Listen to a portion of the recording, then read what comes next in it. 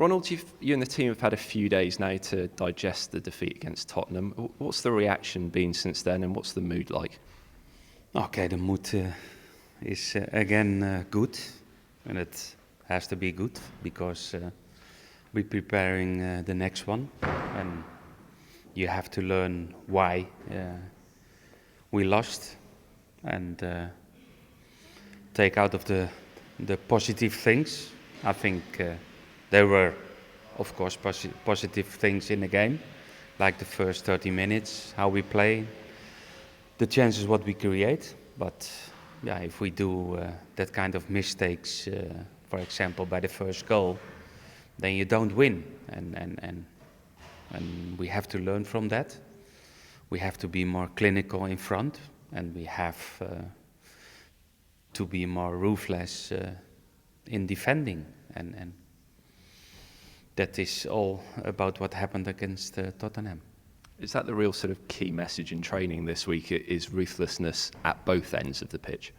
Yeah, that's a little bit of mentality, and I don't mention that they don't like to train or that they don't fight really, but I think in several ways it can be a little bit more aggressive, because first we know we can play good football, but that's not enough, because opponents are knowing much better than last year what the quality is of Southampton, and also about the weaknesses of Southampton, and we have to improve that, and that means to be more clinical in front, because it's not about no creating chances, and to be more ruthless, because what happened in the first goal, I never saw that, and I never conceded a goal like that when 4 or 5 players has the possibility, or one to make a fault, or second to win the battle.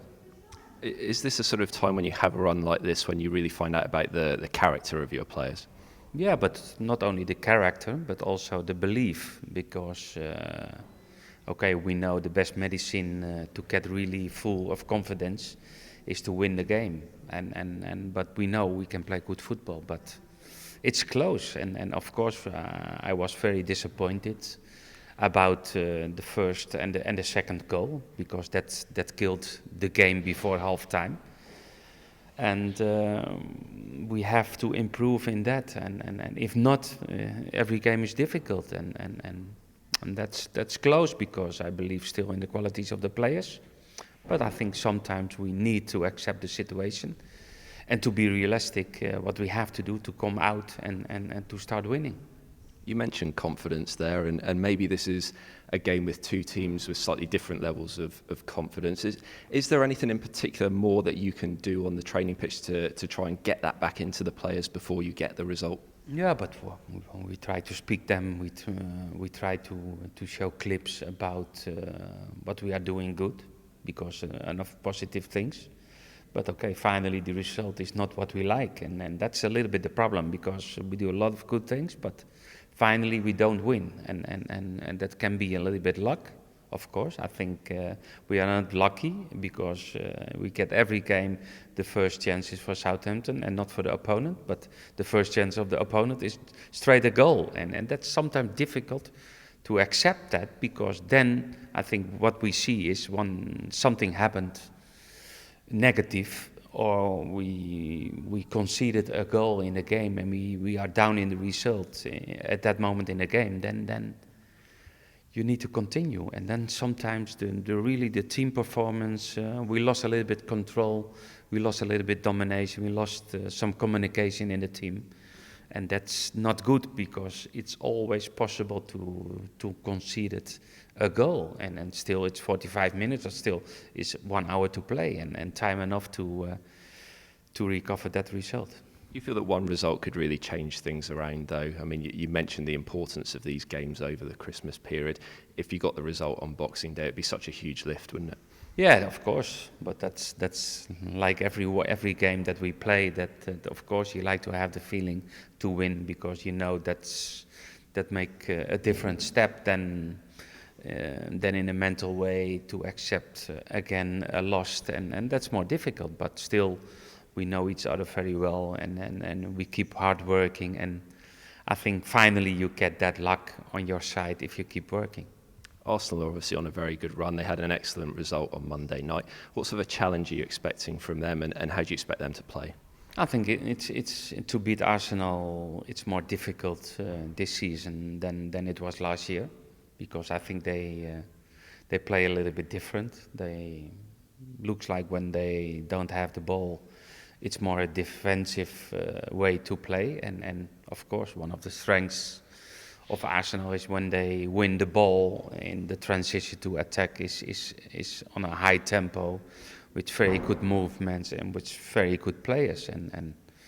But the goalkeeper makes a difference. Cech is a big goalkeeper for Arsenal. That's I think that makes them defensively stronger than Arsenal was, and also that they a little bit more drop back than usually to do.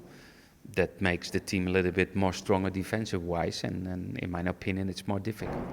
You spoke after Saturday about maybe trying to add a bit more of a physical element into the team. Is that something you're really keen to do this game, and can we expect to see changes as a result of that? Yeah, but sometimes it's also an emotional reaction after a disappointment, what it was last Saturday. But if I look to the players, if I look to the squad, so many different physical more players we don't have. We don't have really big options to change a lot in our team, and then I still believe in the way how we play football.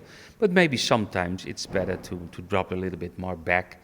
Than what we like to do is high pressing, and high pressing is the most difficult way to play. And maybe sometimes it's better to drop a little bit back, and to stay more compact, and don't give them the space what they like to have to create problems for us. And that's maybe the reason that we maybe change our way. But it's a little bit the line where we start to defend, and maybe it can be a little bit more back than normally. How much of a consideration is it as well that, like last year, you've effectively got 2 games in the space of 48 hours to play? Yeah, but it's less than 48 hours, and that's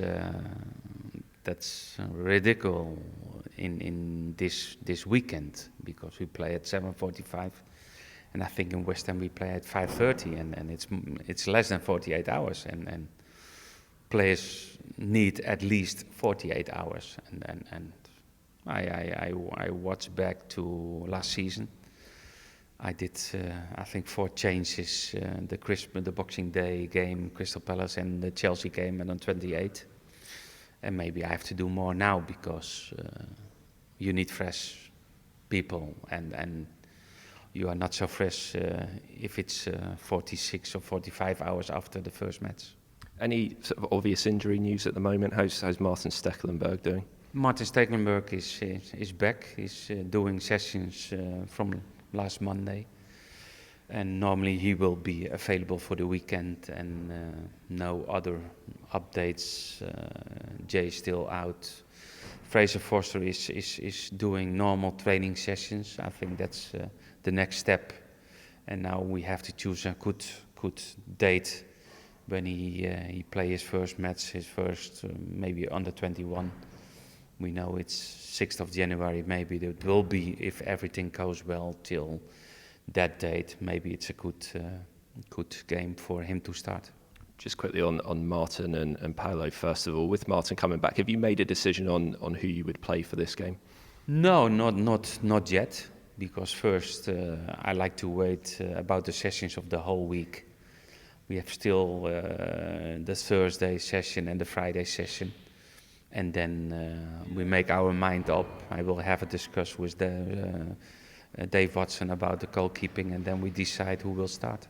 And just finally, it must be a huge boost for Fraser, and I guess for everybody, to see him back on the training pitch, because it's been a really long journey for him back to fitness, hasn't it? Yes, of course. It's amazing to see him back to be part of the team, because he did a fantastic job last season, but the most important is that he is coming back, but at the level what he knows and what we know from Fraser, and okay, that needs time, and when it is, okay, we wait, and But he is back to the team, and that's important for everybody.